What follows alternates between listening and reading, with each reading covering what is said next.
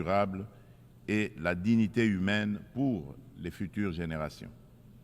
Monsieur le Président, selon le dernier rapport d'examen national volontaire des objectifs de développement durable, la République démocratique du Congo a réalisé des avancées significatives vers plusieurs cibles des ODD grâce à des réformes et interventions majeures.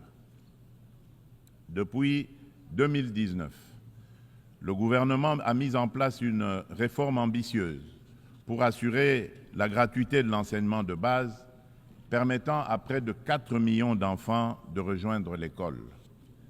En outre, plusieurs mesures ont été prises pour renforcer la protection sociale, introduire la couverture sanitaire universelle et promouvoir l'égalité des sexes, ainsi que pour favoriser le développement des infrastructures et une industrialisation rapide à travers notamment la création des zones économiques spéciales.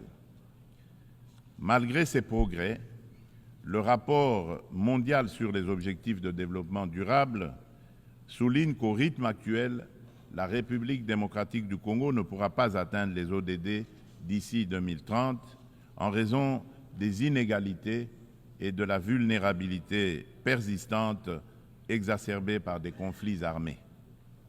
Face à ce défi, une feuille de route comprenant des actions, interventions et réformes spécifiques a été élaborée afin d'accélérer les progrès et de répondre aux enjeux de l'agenda 2030 avec déjà certaines mesures mises en œuvre pour que la République démocratique du Congo soit en adéquation avec les ODD en 2030.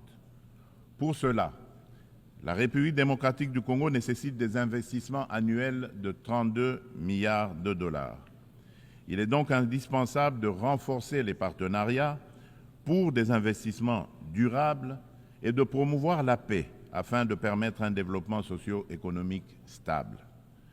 Au registre des réponses mondiales aux défis climatiques et la promotion des énergies renouvelables, la République démocratique du Congo, qui a déjà affirmé son engagement en faveur d'une action climatique ambitieuse, souligne l'importance cruciale d'un soutien financier et technique accru afin de renforcer ses efforts pour atteindre les objectifs de l'accord de Paris. Riche en biodiversité et en ressources naturelles, la République démocratique du Congo se positionne comme un acteur clé dans la lutte contre le changement climatique. Les initiatives engagées pour réduire les émissions de gaz à effet de serre se concentrent sur 4 secteurs stratégiques: l'agriculture, la foresterie, l'énergie et la gestion des déchets. Des réformes structurelles sont actuellement mises en place pour inverser la déforestation et améliorer l'accès à une énergie propre, témoignant ainsi de l'engagement déterminé du gouvernement en faveur de la préservation des ressources naturelles et de la transition écologique. Concernant la valorisation des forêts tropicales, un tournant majeur a été franchi à Bali en novembre 2022, en Indonésie, avec l'adoption de la déclaration conjointe sur la coopération autour de la forêt tropicale et l'action climatique signée par le Brésil, l'Indonésie et la République démocratique du Congo.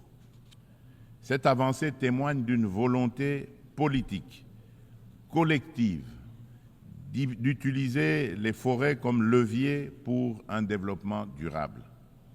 L'Alliance trilatérale pour la coopération sur les forêts tropicales, créée à cette occasion, constituera un cadre pour relever les défis liés à la biodiversité et proposera des solutions pour les marchés de crédit carbone, tout en veillant au respect des droits des peuples autochtones.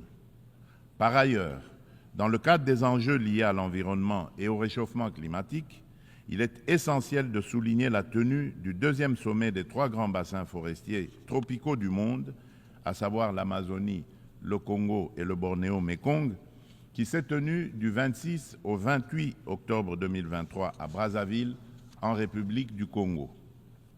Cette initiative africaine, portée par le président Denis Sassou Nguesso, vise à mettre en œuvre, dans le cadre de la décennie des Nations Unies pour la restauration des écosystèmes, la première coalition mondiale dédiée à la restauration de 350 millions d'hectares d'écosystèmes terrestres et aquatiques. Ces forêts constituent un rempart indispensable contre le changement climatique. Face à des problèmes clairement identifiés et à des solutions à portée de main, il est crucial d'agir de manière concrète. Les bassins amazoniens, congolais et de Bornéo-Mékong abritent plus de 80% des forêts tropicales et jouent un rôle crucial dans la lutte contre le changement climatique, tout en fournissant des services écosystémiques vitaux. Il est donc impératif que l'amélioration des conditions socio-économiques des communautés locales qui jouent un rôle clé dans la préservation de ces forêts soit placée au centre des priorités de la gouvernance mondiale.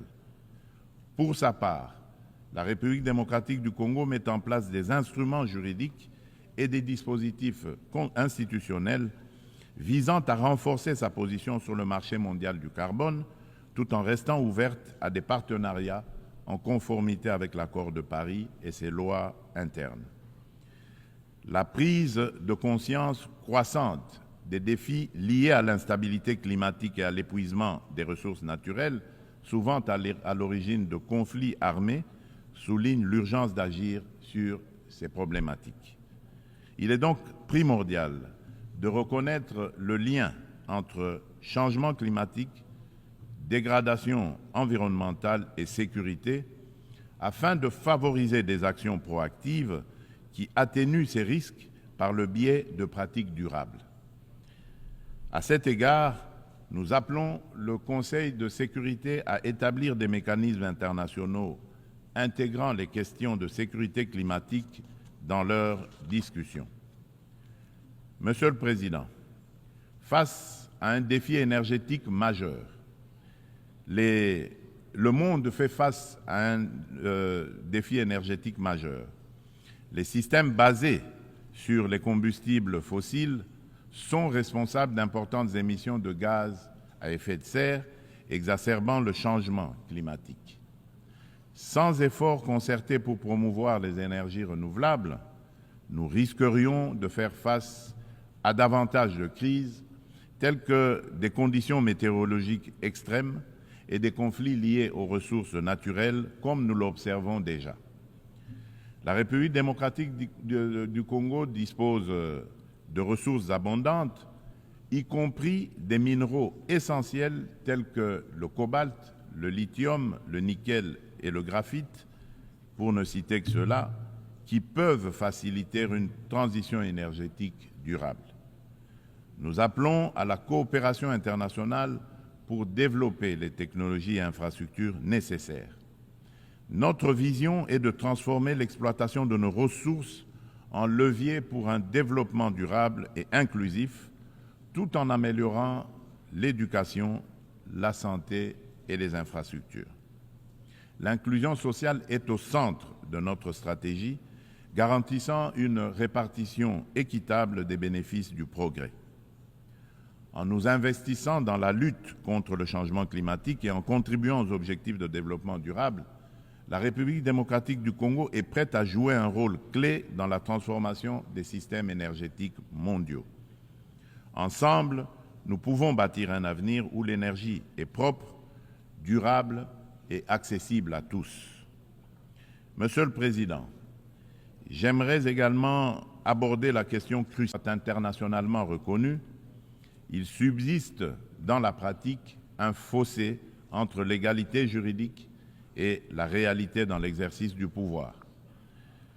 Les préoccupations des femmes méritent d'être intégrées dans les décisions majeures qui touchent notre société. En République démocratique du Congo, nous sommes déterminés à changer les mentalités pour surmonter les barrières sociétales qui freinent l'épanouissement des femmes. Il est essentiel d'impliquer les hommes dans ce processus afin de transformer la dynamique sociale et de valoriser leur rôle dans le succès des femmes. Au niveau national, la Constitution congolaise consacre la parité. Aussi, le gouvernement a mis en place une stratégie de lutte contre les violences basées sur le genre, axée sur la prévention, la protection et la réparation des victimes. Cette stratégie se traduit par le Fonds national de réparation pour les victimes des violences sexuelles liées au conflit et de crimes contre la paix et la sécurité de l'humanité, en abrégé le FONAREV. La législation en cours vise à garantir cette protection. Il convient de souligner les progrès significatifs réalisés en matière de participation des femmes à la prise de décision, avec la nomination pour la première fois dans notre histoire d'une femme comme Première ministre et chef du gouvernement.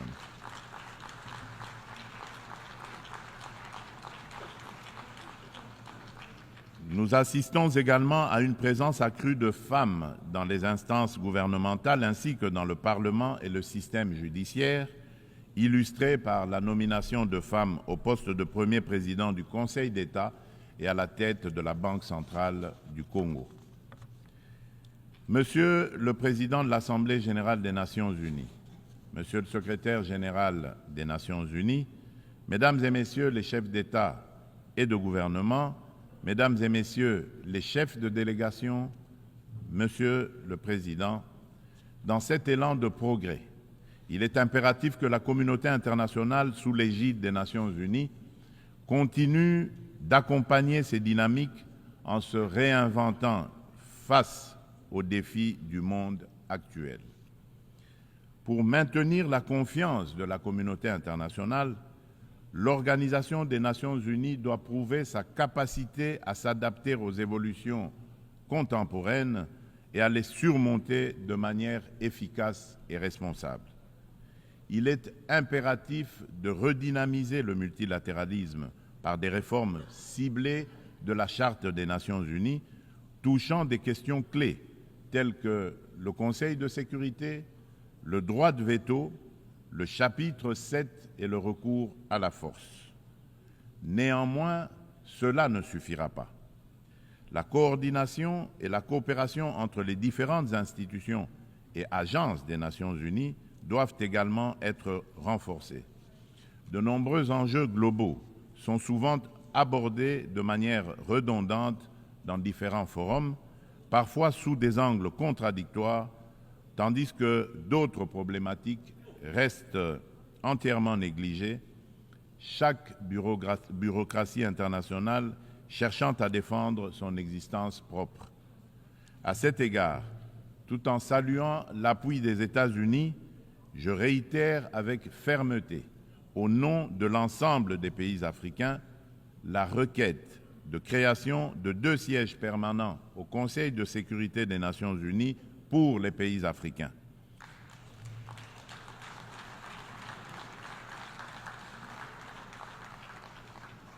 En tant que principal décideur au sein de l'ONU, cet organe doit intégrer des représentants africains parmi ses membres permanents avec toutes les prérogatives leur reconnues, notamment le droit de veto pour garantir une juste représentation géographique.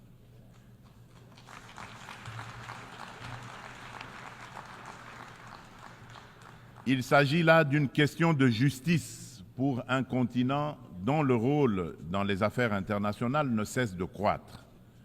Nous, Africains, tenons cette exigence avec la plus grande détermination. Enfin, je ne saurais conclure sans rappeler qu'après plus de 3 décennies d'absence au Conseil de sécurité, la République démocratique du Congo se porte à nouveau candidate, soutenue par l'Union africaine et par la Communauté de développement de l'Afrique australe, la SADC, au poste de membre non permanent pour la période 2026-2027, lors des élections qui se tiendront à New York en juin 2025. La République démocratique du Congo a déjà occupé cette fonction entre 1982 et 1983, 1990 et 1991, période durant laquelle elle a œuvré pour la promotion de la paix, de la sécurité et de la stabilité en Afrique et dans le monde. Une fois élue, la République démocratique du Congo entend jouer un rôle proactif au sein du Conseil de sécurité, participant à la revitalisation de la Charte des Nations Unies et contribuant de manière constructive aux débats et aux actions qui en découlent. Mon pays sollicite donc le soutien de tous les États membres en vue de son élection. En ces temps où le multilatéralisme est mis à l'épreuve, la République démocratique du Congo réaffirme son engagement indéfectible envers la communauté internationale, prête à assumer avec honneur et responsabilité la mission de forger un avenir où la coopération et la paix prévalent sur le conflit et la division. Nelson Mandela a dit, je cite, « Aucun de nous agissant seul ne peut atteindre le succès ». Fin de citation. Ainsi, nous tendons la main à chacun de vous, partenaires de longue date et nouveaux alliés, pour écrire ensemble ce chapitre crucial de notre histoire collective. Ensemble, faisons de notre monde un lieu où chaque nation, grande ou petite, peut prospérer dans la dignité et dans la sécurité. Je vous remercie.